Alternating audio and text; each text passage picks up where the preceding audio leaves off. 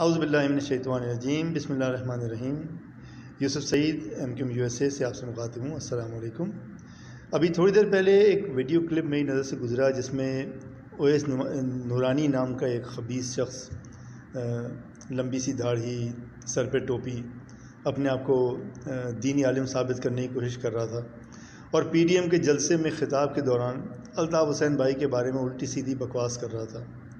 یہ وہی خبیث انسان ہے جو کہ مذہب کے نام پر اپنی سیاست چمکانے کی کوشش کرتا رہتا ہے، اور کوشش کرتا ہے کہ شیعہ سنی فساد اور اس طرح کے دوسرے مذہبی مسئلے پیدا کر کے اپنی دکان چمکائے، اور آج یہ ISI کے سامنے دو ملا رہا ہے کتے کی طرح، اور اس چکر میں ہے کہ اس کو شاید ہڈی مل جائے، اس کو بھی کوئی کراچی سے سندھ سے کوئی ایک سیٹ مل جائے۔ PDM کو بھی چاہیے کہ ایسے لوگوں پہ نظر رکھیں اور ایسے لوگوں کو اپنے جلسوں میں نہ آنے دیں، اس سے PDM بھی کنٹروورشل بن جاتی ہے۔ اور ایک بات تو اب ثابت ہو گئی ہے کہ اگر پاکستان میں کسی کو بھی اپنی دکان چمکانی ہے سیاسی، تو اس کو الطاف حسین بھائی کا نام لینا پڑتا ہے۔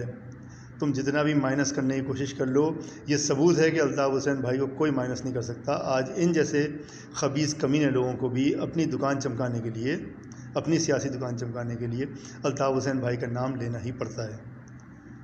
اس کا باپ بھی ایسے ہی بغیرت تھا، وہ بھی شاہ احمد نورانی جب تک زندہ تھا پوری کوشش کرتا رہا کہ کس طرح شیعہ سنی فساد کرا کے اور دوسرے مذہبی تناظر پیدا کر کے اپنی دکان چمکا سکے۔